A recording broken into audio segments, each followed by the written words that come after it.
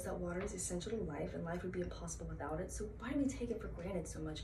Why do we pollute it? Why do we bottle and sell the one thing that keeps us alive? Water is a resource that many people take for granted. We use it to drink, bathe, cook with, even recreational use. But imagine not being that fortunate and not having access to clean water. This is a reality many people face globally and could be a glimpse into our future. The future of our water is in our hands, and everything we do that impacts the environment ultimately changes our future. So it's time to start conserving our water and preparing for a more sustainable future. I became interested in the conservation of water during the beginning of the Flint water crisis, when I realized that it wasn't just developing countries that didn't have access to clean water, but it could be your neighbor, and one day it could be you. Throughout this speech, I want you to think about a day on Earth without water and how that would affect our bodies and the planet, the different types of water and how we use and abuse them, and the future of water and how we can save it. So imagine a day without water. No water to shower, flush the toilet, do laundry, there would be no farming, firefighters can't put out fires, nothing. This is a reality many people face globally, and everyone could in the future.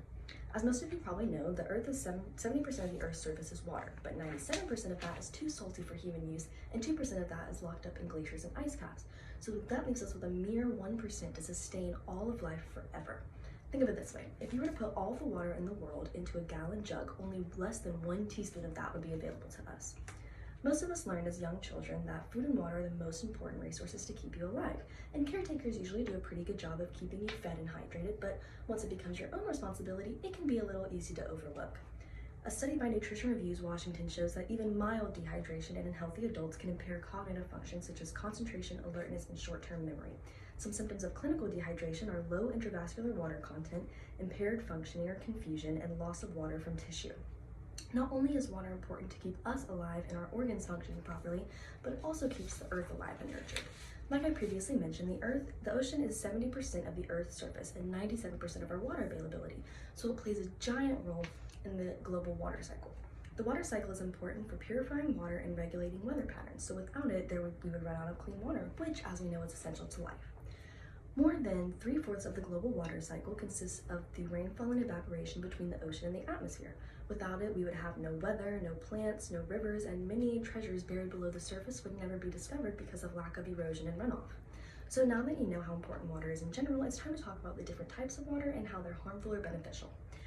Water comes in many different varieties: purified, distilled, natural, sparkling, etc. But how do we know that it's safe?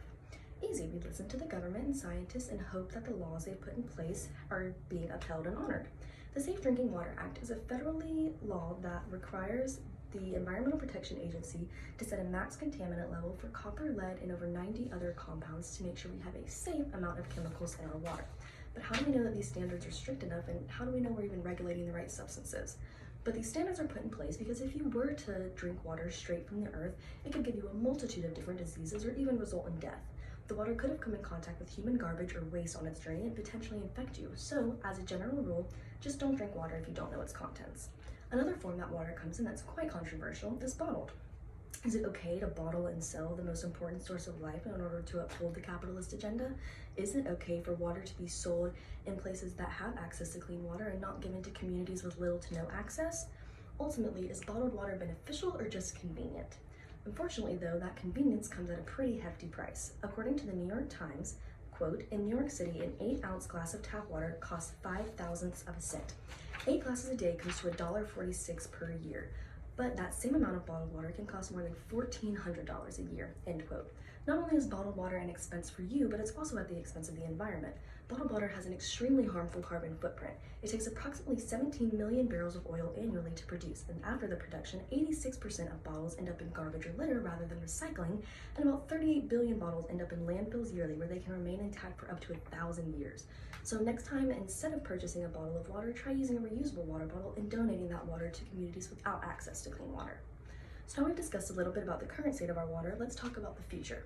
For the sake of my speech and sanity, I'm going to assume that everyone here either believes in global warming or is aware of it. NASA describes global warming as, quote, "the long-term heating of Earth's climate system observed since the pre-industrial period due to human activities, primarily fossil fuel burning, which increases heat-trapping greenhouse gas levels in the Earth's atmosphere." End quote. This will ultimately cause rainfall to decrease, sea levels to change drastically, an increase in desertification and drought zones, land and soil quality to decrease, and a change in our agricultural and food production. These changes will challenge our ability to adapt as a humanity, as well as the government's ability to regulate and sustain the most important resource to live. One of the best ways to protect our water and help reduce global warming is by conserving it.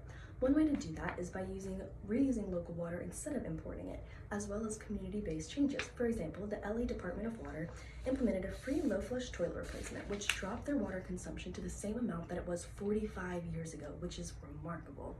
Other methods like this could be implemented in order to reduce our daily use of water. As you can see, our world is drastically changing, and if we do not stop abusing our water sources, our future is going to look very grim. Water is a resource that we should never take for granted, and we should never forget how precious and valuable it really is. It provides us with energy and health, as well as plants in the ocean. It regulates temperature and the weather, and is the basis for all living organisms. Finally, my intentions are not to scare you into conserving water or make you feel guilty for taking a shower, but rather to give you a greater appreciation for this beautiful life source and its abundance of uses and values. Thank you for your time.